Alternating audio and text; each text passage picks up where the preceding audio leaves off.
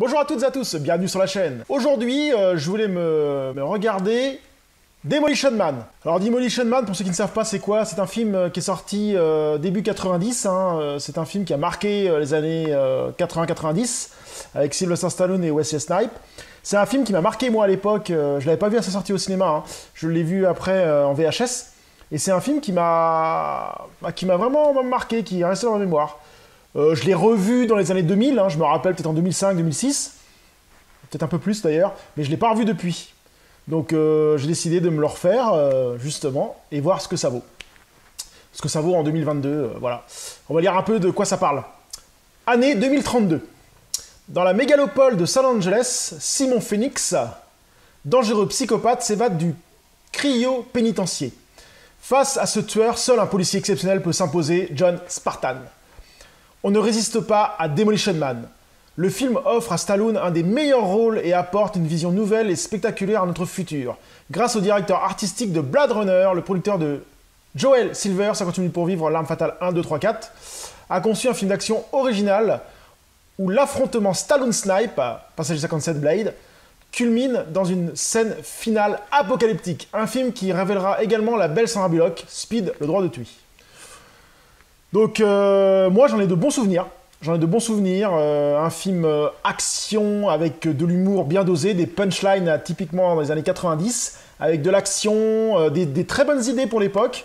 On va voir si mes souvenirs sont exacts. C'est parti. A few moments later. Donc je viens de finir Demolition Man, donc moi j'ai toujours trouvé le film aussi bon qu'à l'époque. J'ai passé un très bon moment à revoir Stallone et Wesley Snipes dans un film bien réalisé, je trouve.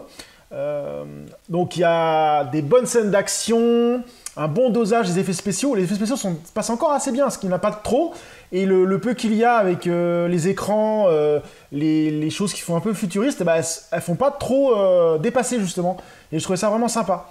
Il y a plein de trucs humour qui sont vraiment énormes. Comme à chaque fois, sans trop spoiler, à chaque fois qu'ils disent un gros mot, qu'ils disent connard ou je sais pas quoi, t'as une amende pour ça, j'ai trouvé ça énorme. T'as des phrases cultes, t'as des choses cultes. Non, on passe un très bon moment à revoir ce film, enfin pour ma part. Alors je sais pas si c'est la nostalgie qui parle, parce que je l'avais vu, ça m'a rappelé des souvenirs et tout ça, mais je pense que quelqu'un qui le reverrait maintenant pourrait le trouver pas mal. Je pense que si vous êtes passé à côté ou si vous n'avez jamais entendu parler de ce film, je vous le conseille, c'est un bon Stallone, voilà. Stallone a fait des nanars, a fait des mauvais films et des bons films, là moi je trouve que celui-là est un bon Stallone. Donc quoi dire sur ce film à part revisionnez-le. Moi j'ai vraiment, rien qu'en voyant ce film de Demolition Man, ça m'a donné envie de revoir d'autres films de Stallone et Wesley Snipes, qui sont aussi cultes. Franchement c'est un bon film, ouais. Je pense que c'est un bon film, tout est bien dosé, action, humour, punchline, avec des petites idées sympas, comme je le disais, non. C'est un bon film, donc je vous le conseille. Donc Demolition Man fait partie de la culture 90-80. Si vous aimez ce genre de film, typiquement années 90, avec des punchlines, de l'humour à gogo, des fusillades, des trucs un peu what the fuck des fois, ce film sera fait pour vous et je vous le conseille.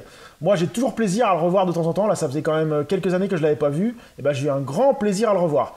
Alors par contre, si vous pouvez essayer de le trouver en Blu-ray, parce que la version DVD elle a une qualité moindre, qui n'est pas extraordinaire, donc j'essaierai de le retrouver en Blu-ray, moi, pour avoir une meilleure qualité que ça. Mais bon, voilà. Donc sur ça, je vous dis à très bientôt sur la chaîne. Salut!